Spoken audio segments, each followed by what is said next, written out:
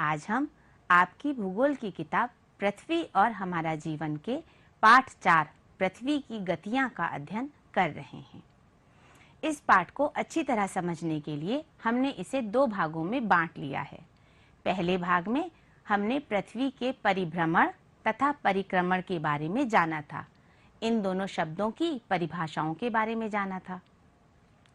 साथ ही हमने पृथ्वी की घूर्णन गति के फलस्वरूप होने वाले दिन और रात को भी समझा था। आज इस पाठ के दूसरे भाग में हम पृथ्वी की वार्षिक गति को विस्तार से समझेंगे। साथ ही वार्षिक गति के कारण होने वाले ऋतु परिवर्तन को भी विस्तार में जानेंगे। पृथ्वी को ताप के आधार पर कितने ताप कटिबंधों में बांटा गया है, इसकी भी चर्चा हम आज की कक्षा में करेंगे। बच्चों, आज की कक्षा शुरू करने से पहले हम एक बार भाग 1 में सीखी गई बातों को दोहरा लेते हैं। देख लेते हैं कि हमने भाग 1 में क्या क्या जाना था। भाग 1 में हमने परिभ्रमण और परिक्रमण की परिभाषा को जाना था। पृथ्वी अपनी धुरी या अक्ष पर लगातार घूमती रहती है और पृथ्वी का अपनी धुरी या अक्ष पर घूमना परिभ्रमण कहलाता है। हमारी पृथ्वी अपनी धुरी पर घूमने के साथ साथ सूर्य के चारों ओर एक निश्चित दीर्घ वृत्ताकार पथ पर परिक्रमा करती है। इस परिक्रमा करने को ही पृथ्वी का परिक्रमण कहते हैं। पृथ्वी के अक्ष और कक्षा तल को भी हमने विस्तार से जाना था। पृथ्वी की धुरी या अक्ष एक काल्पनिक रेखा है जो पृथ्वी के दोनों सिरों उत्तरी ध्रुव और दक्षिणी ध्रुव और साथ ही मध्य बिंदु से होकर के गुजरता है। पृथ्वी सूर्य के चारों ओर एक निश्चित दीर्घ वृत्ताकार पथ पर परिक्रमा करती है। जिस पथ पर ये परिक्रमा करती है उसे हम पृथ्वी की कक्षा कहते हैं। यदि पृथ्वी की कक्षा को एक समतल के रूप में मान लिया जाए तो इसे ही हम पृथ्वी का कक्षा तल या कक्षीय समतल कहते हैं। इसे हमने पिछले भाग में बहुत विस्तार से समझा था। पृथ्वी की दैनिक गति या घूर्णन गति, हमने जाना था कि पृथ्वी की परिभ्रमण गति को ही पृथ्वी की दैनिक गति या घूर्णन गति कहते हैं, क्योंकि पृथ्वी को अपनी धुरी या अक्ष पर पूरा एक चक्कर लगाने में 24 घंटे लगते हैं और हम जानते हैं कि 24 घंटे का एक दिन होता है। तो इसीलिए पृथ्वी की परिभ्रमण गति को दैनिक गति भी कहा जाता है। साथ ही पृथ्वी चूंकि एक ही अक्ष के चारों ओर घूमती है, इसलिए इसे घूर्णन गति भी कहते हैं। तो पृथ्वी की परिभ्रमण गति, दैनिक गति या घूर्णन गति एक ही बात है। इसे आप अच्छी तरह ध्यान रखिएगा। पृथ्वी के इस प्रकार घूर्णन करने के कारण 2 प्रभाव होते हैं। क्रमशः दिन और रात होते हैं और सूर्य, चंद्रमा आदि हमें पूर्व से पश्चिम की ओर जाते हुए दिखाई देते हैं। इन बातों पर भी हमने पूरी तरह चर्चा की थी। पृथ्वी पर जब जो हिस्सा सूर्य के सामने होता है वह प्रकाशित होता है तो वहां पर दिन होता है, और जिस हिस्से पर सूर्य का प्रकाश नहीं पहुंच पाता वहां अंधकार होता है, इसलिए वहां पर रात होती है। पृथ्वी पर जो वृत्त दिन तथा रात को विभाजित करता है उसे प्रकाश वृत्त कहते हैं। हमारी पृथ्वी पश्चिम से पूर्व दिशा की ओर घूर्णन करती है। इसी कारण से हमें सभी आकाशीय पिंड सूर्य, चंद्रमा आदि पूर्व से पश्चिम की ओर गति करते हुए दिखाई देते हैं। ये दोनों ही बिंदु पृथ्वी की घूर्णन गति के प्रभाव हैं। हमने पृथ्वी के परिक्रमण को भी जाना था। पृथ्वी का सूर्य के चारों ओर परिक्रमा करना परिक्रमण कहलाता है और हमने अधिवर्ष को भी समझा था। आइए हम पिछले भाग के कुछ चित्रों को देख करके अपने पिछले भाग को और अच्छी तरह याद कर लेते हैं। आपने ये सभी चित्र पिछले भाग में देखे थे। पहला चित्र पृथ्वी की घूर्णन गति को दिखा रहा है। हमारी पृथ्वी पश्चिम से पूर्व दिशा की ओर घूर्णन करती है। उसके नीचे जो चित्र आपको दिखाई दे रहा है ये पृथ्वी पर प्रकाश वृत्त को दिखा रहा है। प्रकाश वृत्त वो है जो पृथ्वी पर दिन और रात को विभाजित करता है, उसे हम प्रकाश वृत्त कहते हैं। बीच वाला चित्र हमें ये दिखा रहा है कि हमारी पृथ्वी पश्चिम से पूर्व दिशा की ओर घूर्णन करती है, जिसके कारण सूर्य, चंद्रमा आदि आकाशीय पिंड हमें पूर्व से पश्चिम की ओर जाते हुए या गति करते हुए दिखाई देते हैं। ये आखिरी चित्र जो आपको नीला वृत्त दिखाई दे रहा है, ये तो आपको अच्छी तरह याद होगा। ये नीला वृत्त हमारी पृथ्वी को दिखा रहा है और इस पर देखिए पृथ्वी की धुरी बनी हुई है जो दोनों ध्रुवों और मध्य बिंदु से गुजर रही है रेखा, वो पृथ्वी की धुरी है। और इस पर हमने अच्छी तरह से पृथ्वी के अक्ष और कक्षातल को पिछली कक्षा में जाना था। आइए अब हम देखें कि आज इस पाठ के दूसरे भाग में हम किन किन बिंदुओं पर चर्चा करेंगे। आज हम पृथ्वी की वार्षिक गति को विस्तार से समझेंगे। साथ ही वार्षिक गति के कारण होने वाले मौसम में बदलाव यानी ऋतु परिवर्तन को समझेंगे। पृथ्वी और सूर्य के बीच की दूरी के आधार पर अपसौर और उपसौर क्या होते हैं, इन्हें जानेंगे। सूर्य कब उत्तरायण होता है और कब दक्षिणायन होता है, ये कैसे पता चलता है, इसे भी हम आज की कक्षा में जानेंगे। विषुव किसे कहते हैं और वसंत विषुव और शरद विषुव क्या होते हैं, इनकी चर्चा भी आज की कक्षा में की जाएगी। बच्चों, हम ये जानते हैं कि दिन कभी छोटे होते हैं और कभी बड़े लंबे दिन होते हैं, तो ऐसा क्यों होता है? दिन और रात की अवधि किस प्रकार बदलती है, इसे भी हम आज की कक्षा में जानेंगे। और पृथ्वी को ताप के आधार पर कितने ताप कटिबंधों में बांटा गया है, इसकी चर्चा भी हम आज करेंगे। बच्चों, ये आपको चित्र ध्यान होगा, ये हमने अपनी पिछली कक्षा में भी देखा था। हमारी पृथ्वी अपनी धुरी पर घूमने के साथ साथ सूर्य के चारों ओर दीर्घ वृत्ताकार पथ पर परिक्रमा करती है। ये देखिए, आपको चित्र में पृथ्वी दीर्घ वृत्ताकार पथ पर घूमती हुई दिखाई दे रही है। इस पूरी परिक्रमा में पृथ्वी को 365 दिन और 6 घंटे लगते हैं। इसे पृथ्वी की परिक्रमण गति या वार्षिक गति कहते हैं। हम जानते हैं कि सामान्यतः एक वर्ष में 365 दिन होते हैं। और वार्षिक का अर्थ क्या हुआ बच्चों? वार्षिक का अर्थ हुआ साल में एक बार होने वाला, यानी वर्ष में एक बार होने वाला। और हमारी पृथ्वी को पूरा एक वर्ष लगता है सूर्य का चक्कर लगाने में, इसलिए पृथ्वी की इस परिक्रमण गति को वार्षिक गति भी कहते हैं। और ये जो अतिरिक्त 6 घंटे बच जाते हैं, ये अतिरिक्त 6 घंटे हर चौथे वर्ष में एक अतिरिक्त दिन के रूप में जोड़ दिए जाते हैं और प्रत्येक चौथा वर्ष अधिवर्ष होता है। ये हमने पिछली बार भी आपको बताया था। जो चौथा वर्ष अधिवर्ष होता है उसमें फरवरी 28 दिन की बजाय 29 दिन की होती है और उसमें पूरे साल में 366 दिन होते हैं और उसे हम अधिवर्ष कहते हैं। और पृथ्वी की वार्षिक गति और परिक्रमण गति को आपने समझ लिया अच्छी तरह से। अधिवर्ष भी बच्चों अच्छी तरह से समझ में आ गया ना? जी हाँ बच्चों, अब हम ये जानेंगे कि पृथ्वी की इस वार्षिक गति का प्रभाव क्या होता है। पृथ्वी की इस वार्षिक गति के कारण मौसम में बदलाव होता है, यानी ऋतु परिवर्तन होता है। हमने जाना था कि पृथ्वी हमारी अपनी धुरी या अक्ष पर 23.5 अंश झुकी हुई है, इसे हमने समझा था।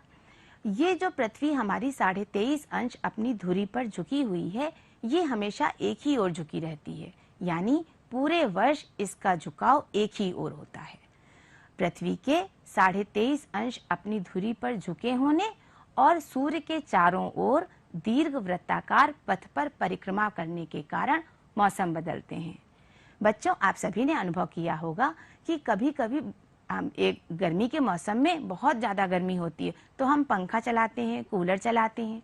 फिर जब ठंडक के दिन आते हैं तो हम स्वेटर पहनते हैं और कभी कभी तो इतनी भीषण ठंड होती है कि हमें आग तापनी पड़ती है। कभी मौसम सुहावना होता है, सब बाहर घूमने निकल जाते हैं और कभी बारिश होती है तो हमें छतरी का सहारा लेना पड़ता है। तो ये जो मौसम बदलते हैं, ये इसीलिए बदलते हैं क्योंकि हमारी पृथ्वी अपने अक्ष पर 23.5 अंश झुकी हुई है और साथ ही साथ सूर्य के चारों ओर दीर्घ वृत्ताकार पथ पर परिक्रमा कर रही है। इन दोनों कारणों से ही मौसम बदलते हैं या ऋतु परिवर्तन होता है। यदि हमारी पृथ्वी अपने अक्ष पर झुकी ना होती तो परिक्रमण गति के बावजूद ऋतु परिवर्तन नहीं होता और सदैव पृथ्वी पर दिन और रात समान अवधि के यानी कि 12-12 घंटे के होते। तो बच्चों, अब आप अच्छी तरह जान गए कि पृथ्वी के 23.5 अंश झुके होने और पृथ्वी की परिक्रमण गति के कारण ही मौसम बदलते हैं और कभी गर्मी, कभी ठंडक तो कभी बारिश आती है। बच्चों, आपने ये जाना कि हमारी पृथ्वी सूर्य के चारों ओर दीर्घवृत्ताकार पथ पर परिक्रमा करती है। इस पथ पर परिक्रमा करने के कारण सूर्य और पृथ्वी के बीच की दूरी बदलती रहती है। ये कभी कम होती है और कभी ज्यादा। पृथ्वी की सूर्य से औसत दूरी लगभग 15 करोड़ किलोमीटर है, जो बदलती रहती है। 4 जुलाई को पृथ्वी सूर्य से सर्वाधिक दूर होती है, यानी सबसे अधिक दूर होती है। देखिए बच्चों, चित्र में भी दूर दिखाई दे रही है ना पृथ्वी। तो 4 जुलाई को पृथ्वी सूर्य से सबसे ज्यादा दूर होती है। इस स्थिति को अपसौर या एफेलियन कहते हैं।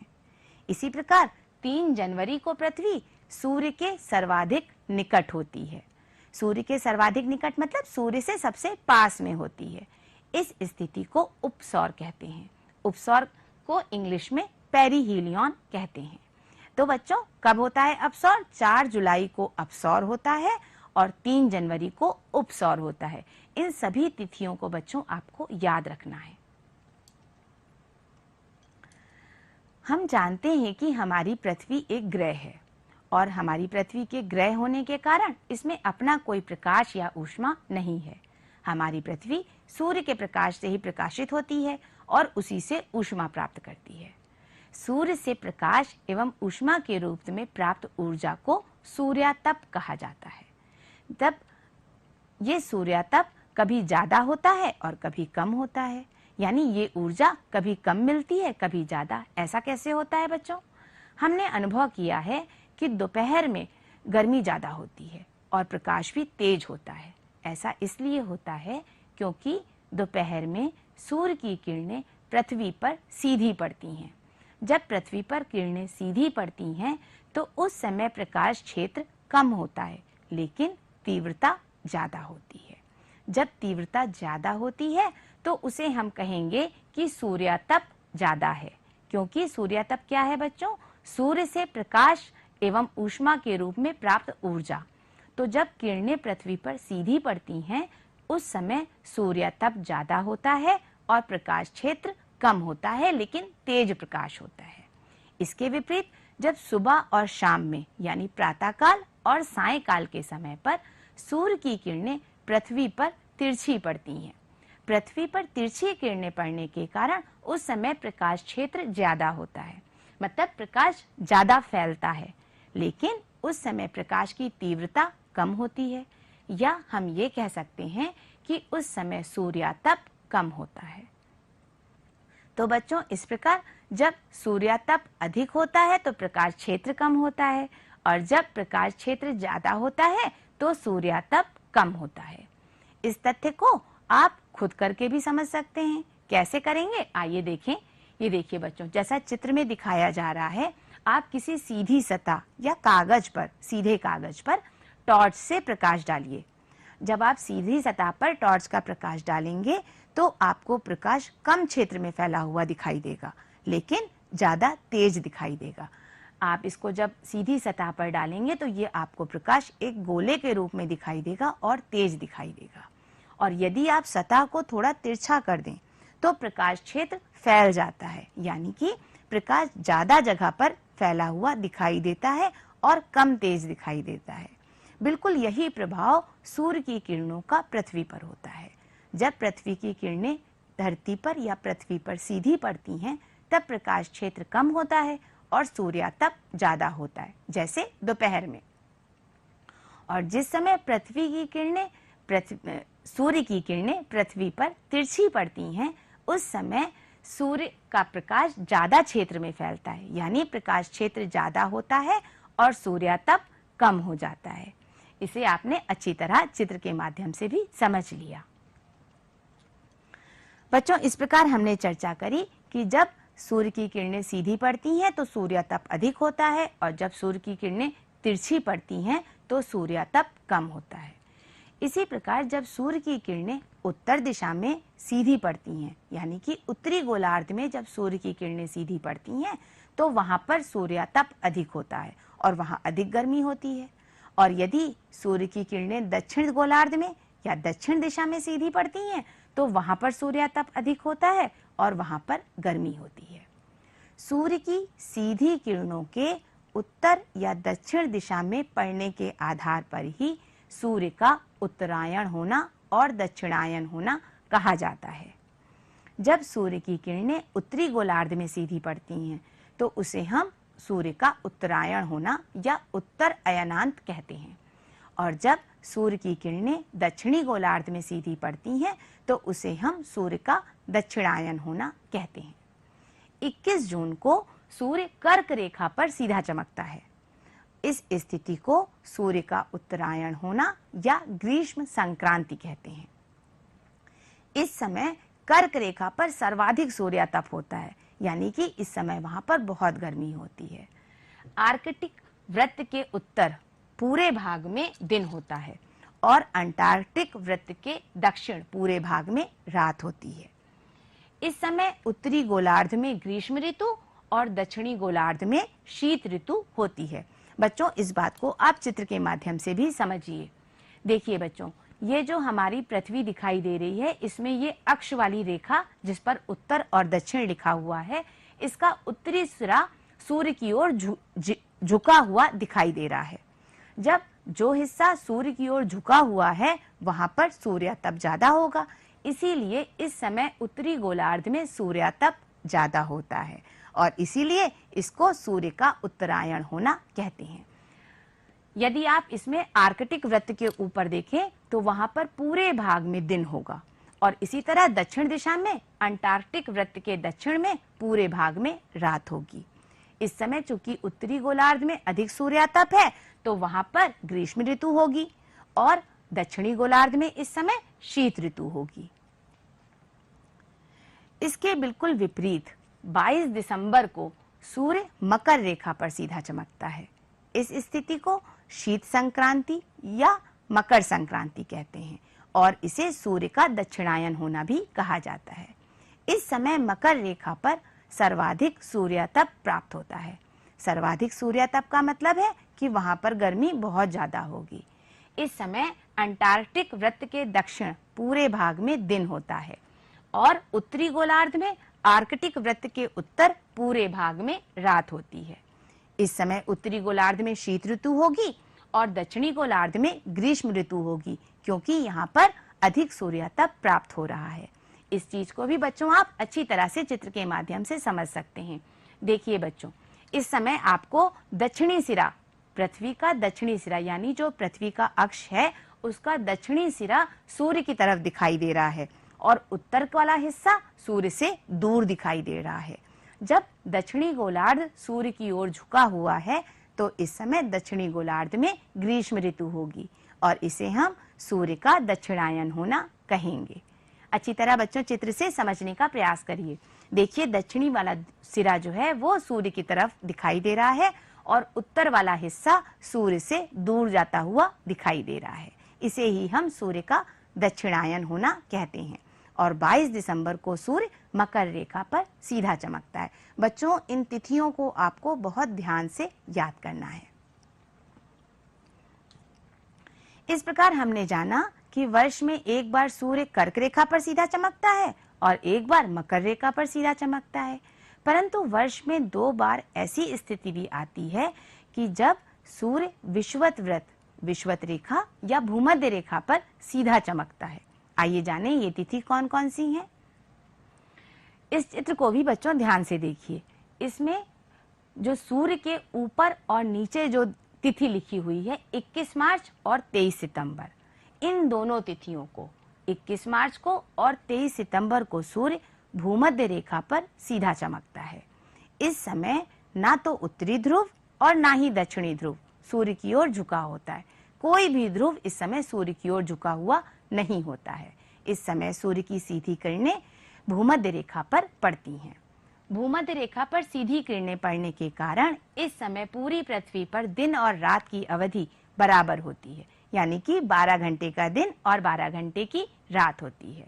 और इस समय विषुवत रेखा पर ही सर्वाधिक सूर्यातप प्राप्त होगा, क्योंकि हमने जाना है जहां पर किरणें सीधी पड़ती हैं वहीं पर सर्वाधिक सूर्यातप प्राप्त होता है। तो इस समय इन दोनों तिथियों को सर्वाधिक सूर्यातप भूमध्य रेखा पर होगा। इन तिथियों को विषुव कहा जाता है। विषुव विषुवत रेखा से लिया गया शब्द है, क्योंकि इन तिथियों को सूर्य की सीधी किरणें विषुवत रेखा पर पड़ती हैं, इसलिए इन दोनों तिथियों को विषुव कहा जाता है। तो विषुव कब होता है बच्चों? 21 मार्च और 23 सितंबर को विषुव की तिथि होती है। 21 मार्च को वसंत विषुव होता है, क्योंकि इस समय उत्तरी गोलार्ध में वसंत ऋतु होती है और दक्षिणी गोलार्ध में इस समय शरद ऋतु होती है। 23 सितंबर को शरद विषुव होता है। इस समय उत्तरी गोलार्ध में शरद ऋतु और दक्षिणी गोलार्ध में वसंत ऋतु होती है। आइए बच्चों, अब हम चित्र के माध्यम से पूरे वर्ष में मौसम के बदलाव को यानी ऋतु परिवर्तन को समझें। ये चित्र आपकी पाठ्यपुस्तक में पेज नंबर 37 पर दिया हुआ है। इस बच्चों, हमारा भारत देश उत्तरी गोलार्ध में है, इसलिए ऋतु परिवर्तन को हम उत्तरी गोलार्ध के संदर्भ में समझ रहे हैं। देखिए बच्चों, उत्तरी गोलार्ध में जनवरी में शीत ऋतु होती है ना। आपने भी जाड़े में देखा है, जनवरी में जाड़ा होता है ना हम सभी के यहाँ। तो जनवरी में उत्तरी गोलार्ध में शीत ऋतु होती है। धीरे धीरे मार्च तक आते आते ये बसंत ऋतु में बदल जाता है। बसंत ऋतु के बाद मार्च से जून तक आते आते ये बसंत ऋतु ग्रीष्म ऋतु में परिवर्तित हो जाती है और मई जून में हमारे यहाँ गर्मी होती है। ये ग्रीष्म ऋतु सितंबर आते आते बसंत ऋतु में बदल जाती है और सितंबर से दिसंबर तक आते आते पुनः ये शरद ऋतु होते होते पुनः शीत ऋतु में बदल जाती है। हम जानते हैं कि दिसंबर में शीत ऋतु होती है और इसीलिए हमें जनवरी में शीत ऋतु का अनुभव होता है। बच्चों, एक बार पुनः देख लेते हैं। जनवरी में शीत ऋतु होती है जो मार्च तक आते आते बसंत ऋतु में बदल जाती है। इसके बाद बसंत ऋतु जून तक ग्रीष्म ऋतु में परिवर्तित हो जाती है। ये ग्रीष्म ऋतु सितंबर तक आते आते शरद ऋतु में परिवर्तित होती है और ये शरद ऋतु दिसंबर तक आते आते शीत ऋतु में बदल जाती है, जिससे हमें जनवरी में पुनः शीत ऋतु का अनुभव होता है। ये पूरी चर्चा हमने उत्तरी गोलार्ध के संदर्भ में करी है। दक्षिणी गोलार्ध में स्थितियां बिल्कुल इसके विपरीत होती हैं। इसे आप चित्र के माध्यम से स्वयं भी समझने का प्रयास करिएगा और बोल करके देखिएगा और इन सब तिथियों को अच्छी तरह से ध्यान रखिएगा, क्योंकि इनसे संबंधित अभ्यास कार्य भी हम करेंगे।